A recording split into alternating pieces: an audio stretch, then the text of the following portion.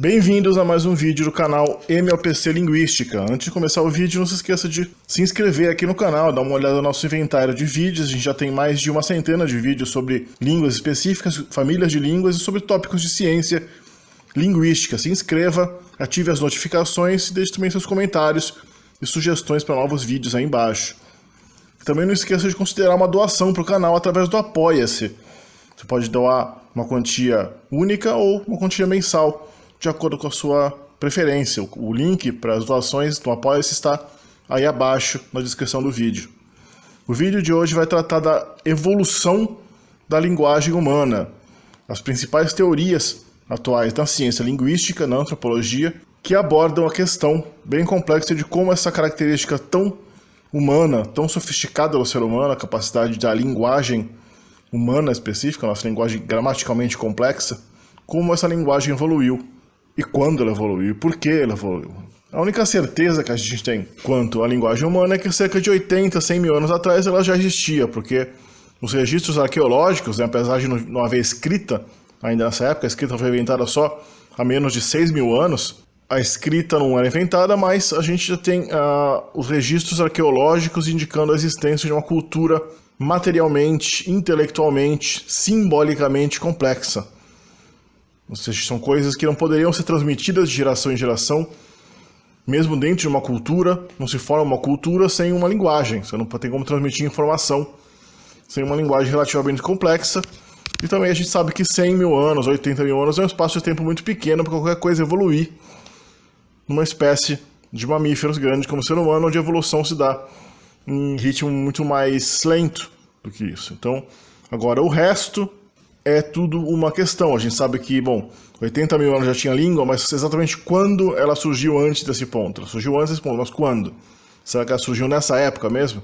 Não se sabe exatamente, né? A gente tem várias teorias, né? A teoria da linguagem materna infantil, que a mãe começaria a fazer sons para a criança faria alguns sons para as mães, eventualmente a partir dessa interação materna com a criança, evoluiria uma tendência ao uso de sons, de vocalizações para transmitir símbolos cada vez mais complexos, dos quais muitas vezes a criança precisaria até para sobreviver. Você tem que avisar que não pode ir lá que é perigoso, que não pode mexer com tal bicho que é perigoso, você não pode fazer isso e aquilo. Então a criança vai depender até, para sobreviver melhor, se ela entende comandos verbais a partir da mãe, sobre os perigos, a vida e como fazer as coisas também. E também no caso da espécie humana, a gente tem essa característica de ter uma infância muito prolongada, infância muito frágil, muito prolongada, no qual a gente precisa constantemente estar com o adulto, especialmente a mãe, por pelo menos os primeiros 4, 5, 6 anos de vida. Antes disso não é possível um ser humano nem sobreviver sozinho. Então a convivência prolongada da mãe com o filho é uma coisa que evoluiu muito antes desses 100 mil anos, 80 mil anos, né? Provavelmente já vem aí, desde que o cérebro humano começou a crescer, ele também passou a nascer, que a criança nasce muito vazia, né? Não tem praticamente nenhum comando sobre o corpo, e precisa também de uma infância muito mais prolongada do que a gente vê entre os outros mamíferos inteligentes, como os cachorros, os gatos, os cavalos, os porcos, vários outros animais que têm uma inteligência relativamente sofisticada. Geralmente a infância dura alguns meses só e acabou. E o nível de cuidado que a mãe precisa com o filho é muito menor. Geralmente o filho, o cachorro quando nasce, o gato quando nasce, fica alguns dias ali sem conseguir andar, mas depois de uma semana, 2 semanas ali, ele já está quase andando e depois já pode mais ou menos, mama na mãe por alguns meses e depois acaba. Tem teorias de a chamada coevolução entre o ritual e a fala, onde a existência de rituais religiosos, musicais, culturais também teriam desenvolvido as vocalizações em compasso também com a música. Isso teria ajudado a transmissão da fala. Transmissão de técnicas, que é a teoria de que as culturas conseguiam transmitir informação para confecção de ferramentas sobreviveriam muito melhor e consequentemente a gente descende dessas populações, porque elas conseguiam fazer ferramentas mais sofisticadas. O uso de ferramentas sofisticadas, né, de alta sofisticação, começa justamente nesse período que eu falei no começo do vídeo, cerca de 100 mil anos atrás, no máximo 120, 150 mil anos, quando o ser humano realmente começa a fabricar não só armas, como também casas, começa a aparecer as pinturas de parede mais sofisticadas, as pinturas rupestres, a decoração de corpo também, todo tipo de joia, de pintura corporal, de colares e roupas sofisticadas, começa a surgir a partir desse momento. Antes desse momento, o registro arqueológico mostra ferramentas e expressões artísticas muito mais simples. O estruturalismo, que é geralmente baseado, orbita em torno da teoria de Saussure, que já foi mencionado aqui no canal no vídeo de História da Linguística, né? Certamente vai ser abordado em novos vídeos. Ele pressupõe um surgimento súbito da linguagem. Aí tem também uma abordagem do pós-modernismo, que é meio avesso à noção de natureza humana, e acha que a linguagem no ser humano surgiu subitamente, porque não poderia haver uma semi-linguagem humana, que a linguagem humana só funciona quando você tem todos os seus componentes montados no lugar, mais ou menos como, vamos supor, uma montanha-russa. Você não pode ter uma montanha-russa que só tem um carrinho e não tem os trilhos. Não tem como você ter uma evolução só de verbos sem substantivos, ou só de fonemas, só de consoantes sem vogais, alguma coisa desse gênero. Então, ele imagina que surgiu por uma mutação genética que permitiu essa ligação simbólica entre fonemas, fonações e símbolos, e também a associação de símbolos a valor gramatical e valor abstrato e concreto, e toda essa sofisticação de indicação de tempo, aspecto e funcionalidade teria surgido quase que instantaneamente, porque não teria como haver uma semi-linguagem humana. Não tem como você imaginar uma linguagem humana que seria parcialmente similar à nossa. E tem o chomskyanismo, que também preconiza uma evolução rápida da linguagem, só que não tão rápida quanto do estruturalismo. O chomskyanismo fala que realmente foi uma mutação genética. Existe um gene que foi descoberto recentemente, que é o gene que permite que o cérebro forme estruturas relacionadas à linguagem, ou pelo menos que molde essa estrutura da maneira sofisticada como a gente tem. As estruturas do cérebro que fazem a linguagem são as estruturas de Broca e a estrutura de Wernicke. A área de Broca é a área de Wernicke. Você tem que assistir aqui o vídeo dos distúrbios da linguagem, onde eu explico justamente o que afeta essas regiões e por que essas regiões processam a linguagem. Então, no chomskyanismo, essa mutação teria ocorrido numa população humana relativamente pequena da África, há não muito mais do que 150 mil anos. Estaria já completa por volta de 180 mil anos atrás, que justamente coincide com o surgimento da cultura material sofisticada encontrada na África. E isso, logo depois o ser humano consegue migrar da África e povoar essencialmente toda a Eurásia, a Austrália, a Nova Guiné, e vem para a América. Ou seja, o ser humano existia por milhares de anos. Tinha seres humanos quase modernos, 200, 300, 500 mil anos atrás, que já faziam ferramentas, que já tinham algum tipo de, provavelmente uma linguagem rudimentar, mas houve uma mutação sofisticada nessa época, de cerca de 150, 100 mil anos atrás, que permitiu o uso, talvez foi a recursividade da língua, a capacidade de você embutir mais informação, estruturas linguísticas, frases, né, sentenças, que contêm informação uma dentro da outra, de modo a você produzir, na verdade, uma quantidade infinita de sentenças. Você pode falar, né, na linguagem humana, você fala, aquela casa é bonita, aquela casa que eu comprei ontem é bonita, aquela casa que eu comprei ontem na cidade onde meu amigo mora é bonita, e você vai cada vez mais enfiando novas frases dentro da frase, de modo que realmente não tem limite para a quantidade de frases, de sentenças que o ser humano produz, baseado mesmo num vocabulário limitado. A gente tem, né, na cabeça do ser humano, tem muito mais algumas dezenas de milhares de palavras, se você excluir os nomes próprios, os nomes de rua e tudo mais.